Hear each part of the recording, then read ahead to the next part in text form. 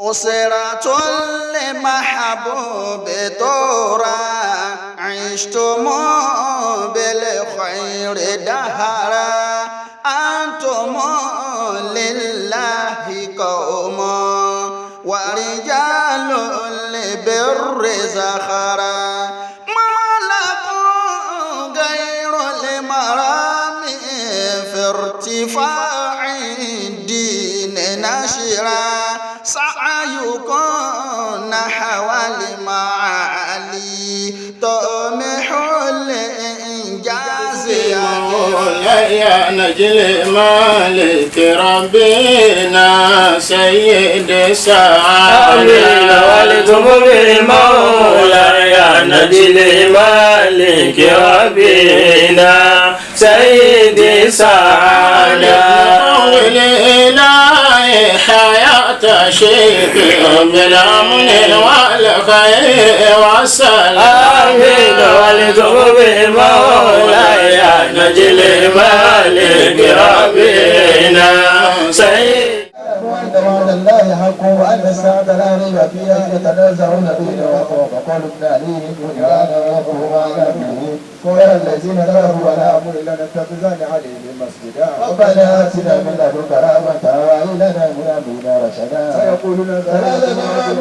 ويقولون خمسة ثالث كلبهم ورحمة بالبين ويقولون سبعة وسابع كلبهم قل ربي أعلم عدة ما يعلم إلا قليلا ولا تسمع فيه إلا مراء ظاهرا ولا تستفت فيه منه وعدا ربنا آتنا من لدنك رحمة وهب لنا من أمرنا رشدا ولا تقل لنا لشيء إني فاعل ذلك غدا ربنا آتنا من لدنك رحمة وهب لنا من أمرنا رشدا إلا أن يشاء الله واذكر ربك إذا نسيت وقل عسى يهدي ربي ربنا أعلى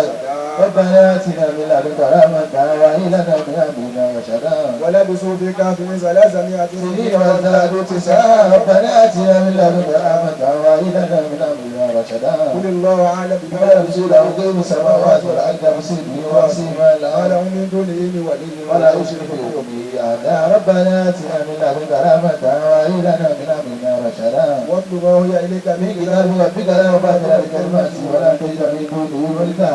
ربنا آتنا من لدنك رحمة وهب لنا من أمرنا رشدا واصبر نفسك مع الذين يدعون ربهم بالغداة ربنا آتنا من لدنك رحمة وهب لنا من أمرنا رشدا وقل الحق من ربكم فمن شاء فليؤمن ومن شاء فليكفر إنا أعتدنا للظالمين النار أحاط بهم سرادقها وإن يستغيثوا يغاثوا بماء كالمهل يشفي الوجوه بالأشعار وساءت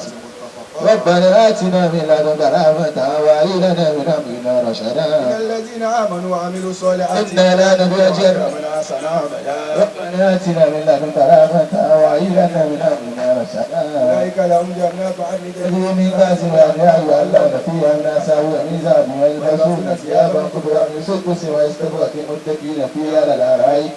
والثواب وحسنت مرتفقا ربنا آتنا من لدنك رحمة وهب لنا من أمرنا رشدا واضرب لهم مثلا رجلين جعلنا لأهلهما جنتين من أعناب وحفظناهما من نخل وجعلنا بينهما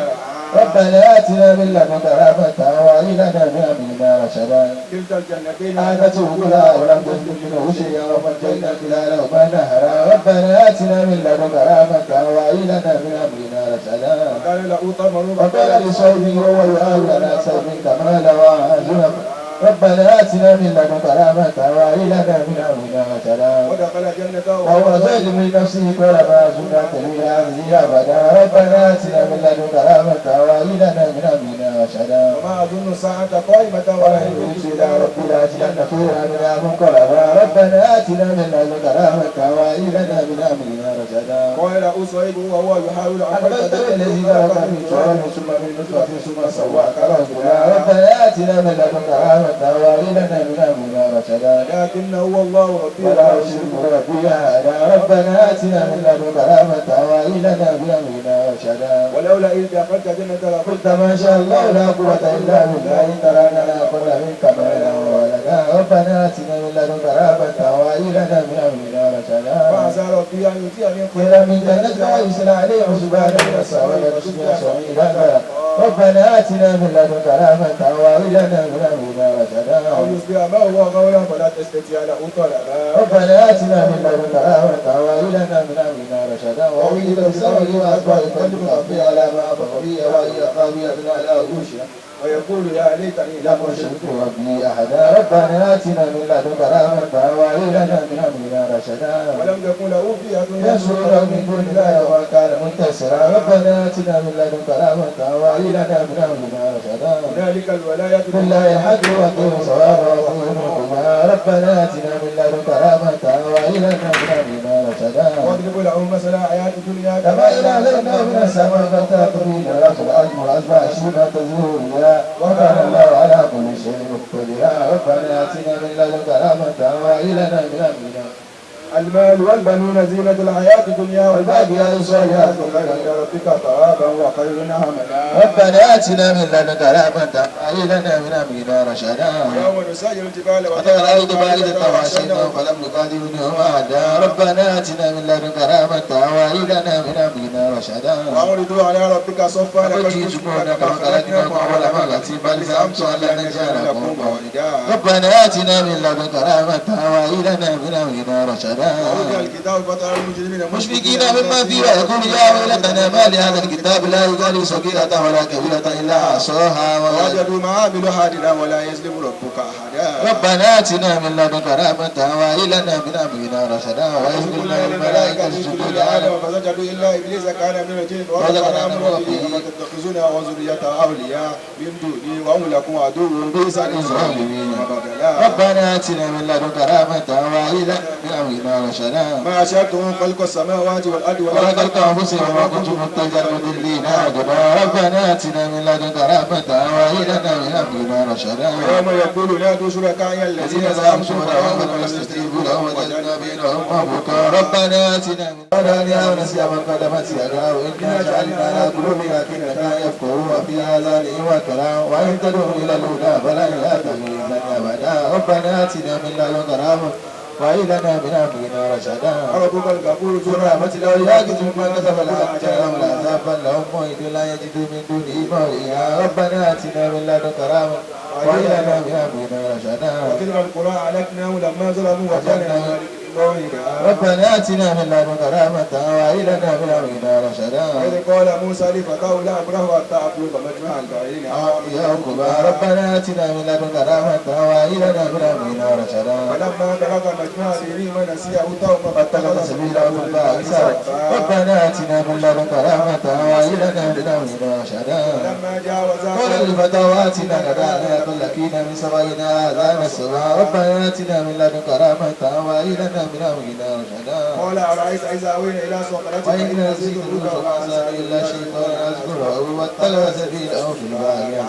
ربنا آتنا من لدنك رحمة وهب لنا من أمرنا رشدا قال ذلك ما كنا نبغي فارتد على آثارهم قصصا ربنا آتنا من لدنك رحمة وهب لنا من أمرنا رشدا فوجد عبدا من عبادنا آتيناه رحمة من عندنا وعلمناه من لدنا علما ربنا آتنا من لدنك رحمة وهب لنا من أمرنا رشدا قال له موسى لا أتبعك على أن تعلمني مما علمت رشدا ربنا آتنا من لدنك رحمة وهب لنا من أمرنا رشدا قال إنك لا تستطيع معي صبرا ربنا آتنا من لدنك رحمة وهب لنا من أمرنا رشدا وكيف نصبر على ما لم نشرك به كبرا ربنا آتنا من لدنك رحمة وهب لنا من أمرنا رشدا ولا ستجدني إن شاء الله صابرا ولا عسيرك أمرا ربنا آتنا من لدنك رحمة وهب لنا من أمرنا رشدا قال فإن اتبعتني فلا تسألني عن شيء حتى أرسلك منه ذكرا ربنا آتنا من لدنك رحمة وهب لنا من أمرنا رشدا فانطلقا حتى إذا ركبا في سفينة قال أخذت هل سلطانها لقد جئت شيئا إمرا ربنا آتنا من لدنك رحمة وهب لنا من أمرنا رشدا قال لم أقل إنك لا تستطيع معي صبرا ربنا آتنا من لدنك رحمة وهب لنا من أمرنا رشدا قال لا تؤاخذني بما نسيت ولا تهلكني بما بلغ السرى ربنا آتنا من لدنك رحمة وهب لنا من أمرنا رشدا فانطلقوا حتى إذا لقيا غلاما فقتله قال أقتلت نفسا زكية بغير نفس لقد جئت شيئا نكرا ربنا آتنا من لدنك رحمة وهب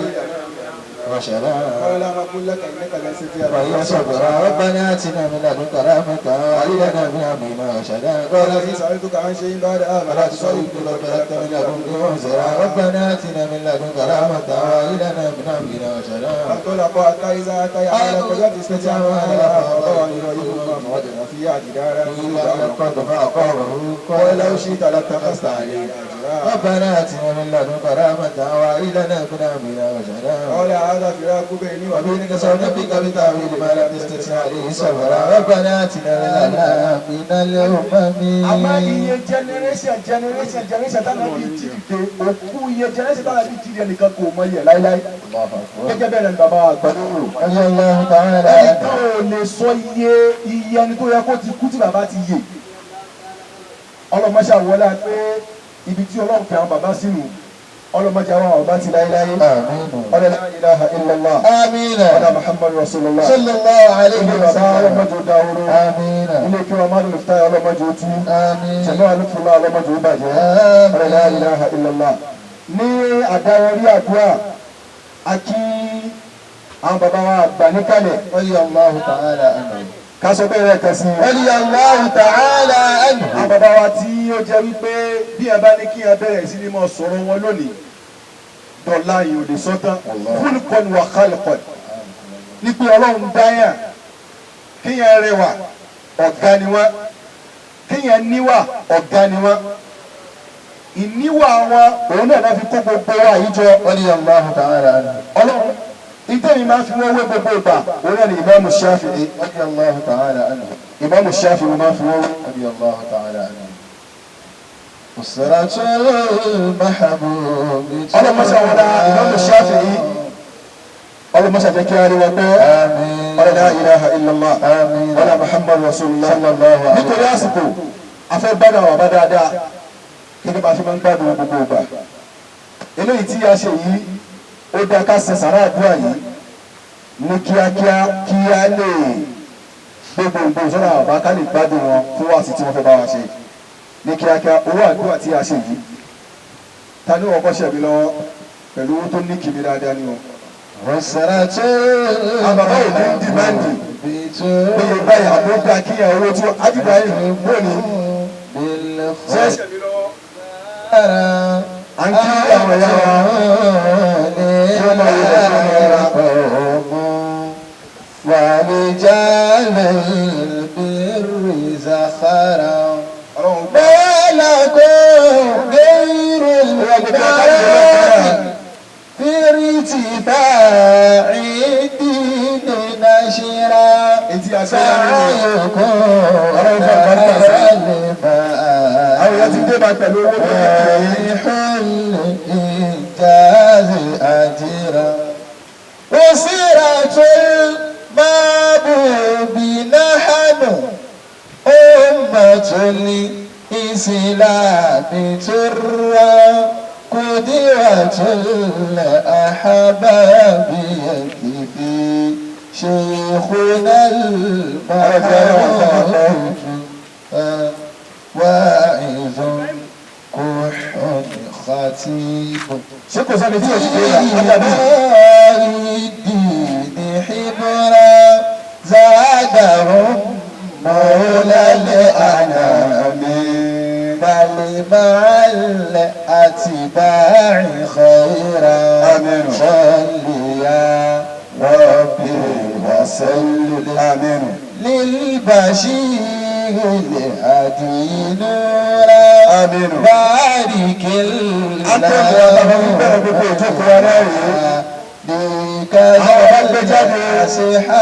láti máa jẹ́ àdúrà fún gbogbo àwọn táwọn lọ́sà Mahabubi Turra bí àlùbábù pàápàá gbogbo wa láti láti wà délẹ̀. àárọ̀ wa ọ̀sán wa alẹ́ wa ọlọ́jà máa bẹ dáadáa.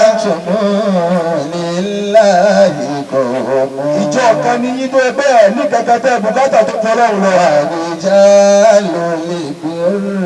ìbùkátà wa tó ẹgbẹ́ lọ la bùkátà òun náà ló sọ wá dẹni oníwọ́ lọ́dọ̀ ọlọ́run. àwọn àgbà búba ní kankan mí lẹ́mìí ní kankan mí lẹ́mìí kò sí kankan tá a rò lẹ́mìí gbogbo ìgbà. fírùtì bá ìdí nínú iṣẹ́ bọ́lá tí wàá ṣe ni iṣẹ́ tẹ̀sí ó máa fi lòkè gbogbo ìgbà.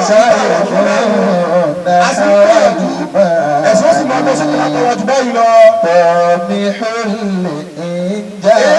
sáré tá a sáré ní gbogbo ọlọ́run jẹ́ káwọn náà láṣìfẹ́ẹ̀tì láyé ká lórí ìpàdáyé. ó sì àti máhàmù bí náhàmù. aláwa ìfọwọ́sọ̀yà wa táwa àwa tá a jẹ́ àlùbábù ìfọwọ́sọ̀yà wa ni pé. ummatul ìsìlámì tó rà. ìjọ ìsìlámù ni wá ẹgbẹ́ ìsìlámù ni wá ní kankan ní ìta bùkátà tó ju ìsìlámù lọ. òbí àtúnlẹ̀ àhábàbí ẹ̀kìbí. ẹni tó lọ ń kọ́ wa tì ṣàwà lọ́dọ̀ rẹ̀ àríkọ́ṣe dáadáa ni wọ́n ẹni tọ́lọ̀ sí lólùfẹ́ gbogbo ayé wọ́n ìṣe oníwàásí ni wọ́n àti tó yànnà tí ìdá ìdí ní ṣíbọ́ oríṣiríṣi wáàsí ni wọ́n kọ́ ayé àwọn míì wọ́n máa ṣe wáàsí wọ́n máa ṣe kọ́mẹ́dì àwọn míì wọ́n á ti fíìmù àníwáàsí àwọn àfa wa bí Islam ṣe fẹ́ ká ṣe bọ́lọ̀ ti fẹ́ ká ṣe bálábì ti fẹ́ ká ṣe gàngàn náà ni wọ́n tún ṣe lọ́bí tí wáàsí wọn. àwọn abẹ́rẹ́ òun gbogbo ìgbà bàbá wa lé wọn kú lóore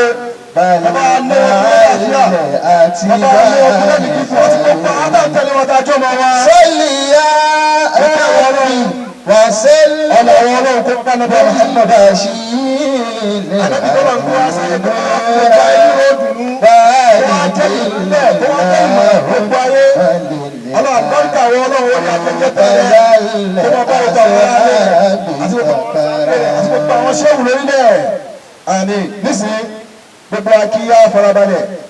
a máa gbé gbogbo lọ sí ọ̀dọ̀ àwọn bàbá wa wọ́n fún wa ní oúnjẹ mi bí wọ́n ṣe máa ń ṣe gbogbo ìgbà èyí tí wọ́n ṣe kọjá bó ti lápá lára wa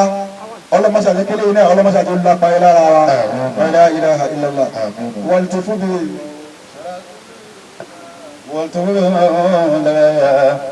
الملك ربنا سيد زعامة مولاي نجد الملك ربنا سيد زعامة طولي إلهي يا شيخ بالأمن والخير وسلامة فافزعوا يا ربي من شرور واكرموا بالشرف في الرسالة كبيا فوابك وسجي شقا ألا فيها عراق في شكافوا كبيا فوابك وليت وقا ألا فيها عراق في شانفوا وصلي يا ربنا وسلم على بك بالشفاعة ونجم مولاي نجم مالك ربنا سيد سا أمين عونك ربي أرجوه دوما في كل حال كثر ودادي لا مانعا فيما قد قضيت فمنني على شيخ زاهد والدين مولاي مالك ربنا سيد زاد الحمد لله رب العالمين الحمد لله رب العالمين الحمد لله رب العالمين الحمد لله رب العالمين الحمد لله رب العالمين الحمد لله رب العالمين حمدا موافيا لنعمه ومكافيا لمزيده آمين فمنك يا عادي طلبت هداية فأبلي رشادا منك من غير إرمان. ìmọ̀nà tá ń bè lọ́dọ̀ ọlọ́run ìmọ̀nà tó kún kò ní gbẹ̀yìn rẹ̀ là ń bè lọ́dọ̀ ọlọ́run ọlọ́mọṣẹ́ àṣẹ fún wa. صلوات الله وسلامه على خير الأنام سيدنا محمد ìkẹ́ ọlọ́run kó máa bẹ́ni tí fi ń lóore jù ní gbogbo ẹ̀dá ayé pátápátá Ànábì wa Muhammad وعلى آله àti gbogbo àwọn aráalé rẹ̀ وصحابته àti gbogbo àwọn sàábé rẹ̀. وكل من ناجى tátàbí fi ka ẹ̀ làwọn náà gbẹ́sẹ̀ wọlé إلى يوم لا ريب فيه títí di ijọ́ ẹ̀sẹ̀ tó yẹ pé ijọ́ yìí kò sí iyèméjì nínú rẹ̀. فرض الله عن آل الله أجمعين ìyọ́nú ọlọ́run kó máa bá gbogbo àwọn aráalé ọlọ́run pátápátá. وعلى رأسهم صاحب السمو والمآل ládé gbogbo wọn à ń bẹ ọlọ́run fún àfáàgbàní tọ́lọ́run gbé sípò tó ga tí gbogbo ayé ń wò wọ́n lókè. الذي جمع الله له فضل الأبوة والتربوية ìgbà míì kì í papọ̀ sáré èèyàn kan àmọ́ bàbá wa àgbà lówó méjèèjì yìí papọ̀ sọ́dọ̀ wa. bàbá wa tí wọ́n ń sọ̀rọ̀ yìí wọ́n ní ẹ̀tọ́ pé àwọn ni bàbá wa wọ́n tún lẹ́tọ̀ọ́ pé àwọn làfọ́ àwọn lé wọn lórí. وهو منقذي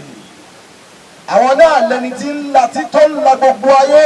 وشيخي àwọn náà ní ṣéwù wọn. ومرشدي àwọn náà la fi ní mọ̀nà wọn. سعادة الأنام olóríire nì toríire wọn kárí gbogbo ayé. المصباح المنير àtùpà kan ìmọ́lẹ̀ ńláńlá kan ní bàbá tó ẹgbẹ́ ìmọ́lẹ̀ náà ń tàn ń tàn fúnra ara rẹ̀ ń sì ti ń tàn fún gbogbo ayé.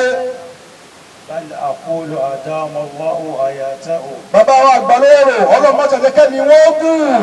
ودولته dáwọ́dà bàbá ìṣèjọba bàbá ọlọ́run tó máa lọ gbére kó má kú ìṣẹ́jú kan. والعافية تامة pẹ̀lú iyì tí ò ní bẹ́ẹ̀ tẹ́tẹ́ ọlọ́mọṣẹ́ àṣẹ fún bàbá wa pẹ̀lú àlàáfíà ìlẹ́kùn alágbogbo ìgbà ọlọ́mọṣẹ́ àṣẹ fún wa. جميع ما تتعلق أو يتعلق به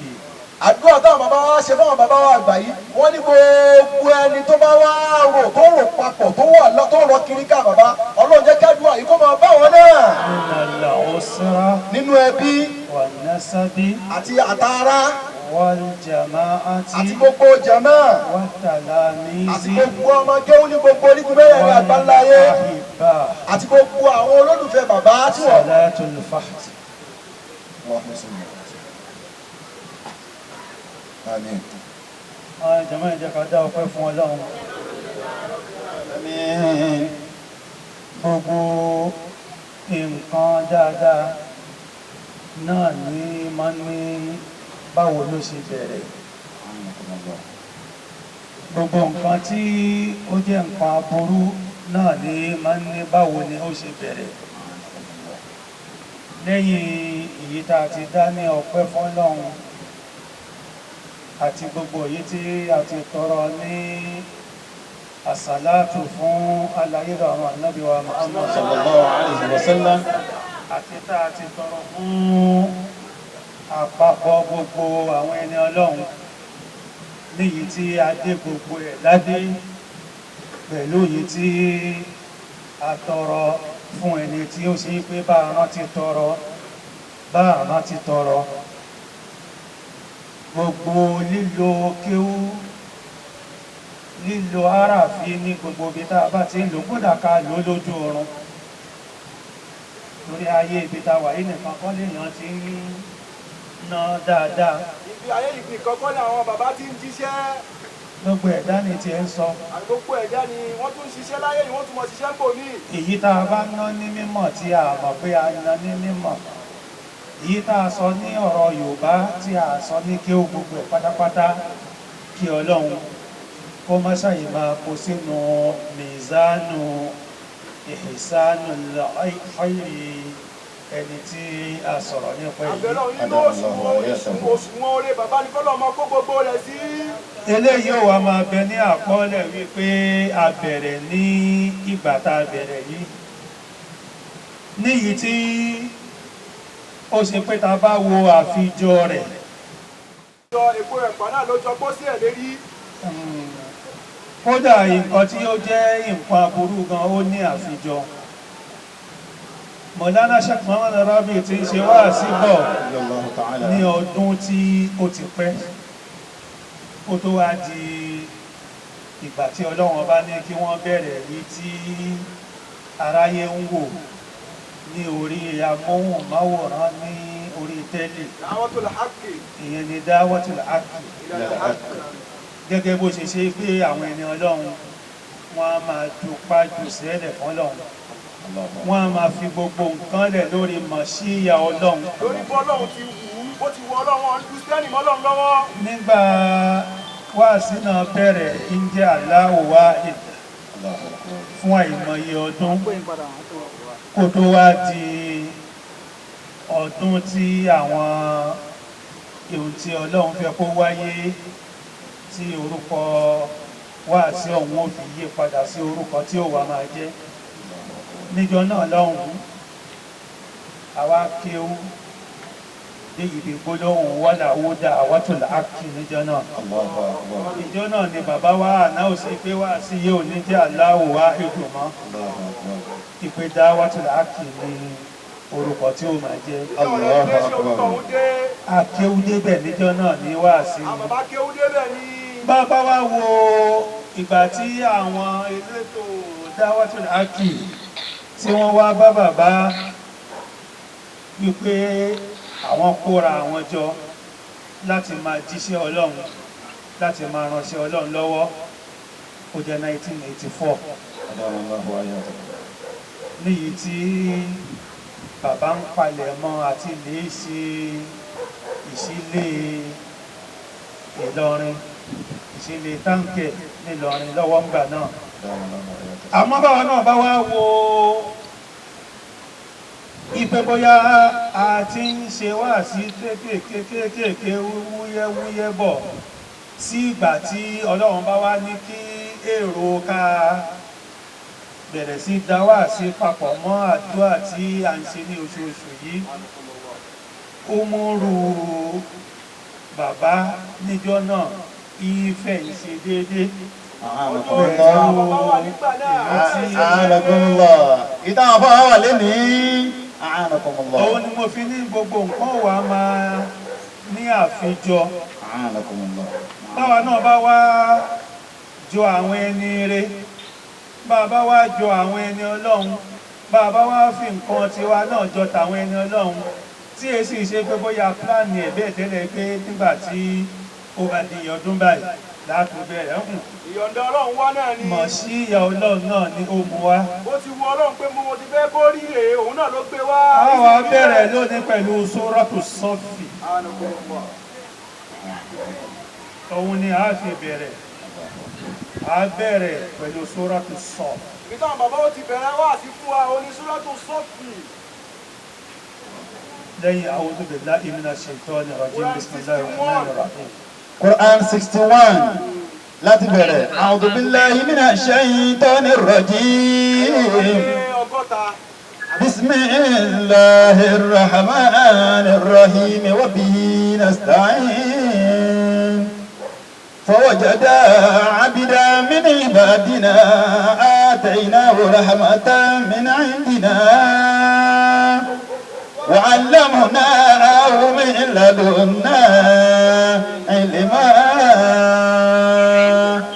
سبح لله ما في السماوات وما في الأرض مصدقا لما بين يديه من التوراة مصدقا لما بين يدي من التوراة ومبشرا برسول يأتي من بعد اسمه أحمد فلما جاءهم بالبينات قالوا هذا سحر مبين ومن أظلم ممن افترى على الله الكذبا وهو يدعى إلى الإسلام والله لا يهدي القوم الظالمين يريدون ليطفئوا نور الله بأفواههم والله متم نوره ولو كره الكافرون هو الذي أرسل رسوله بالهدى ودين الحق ليظهره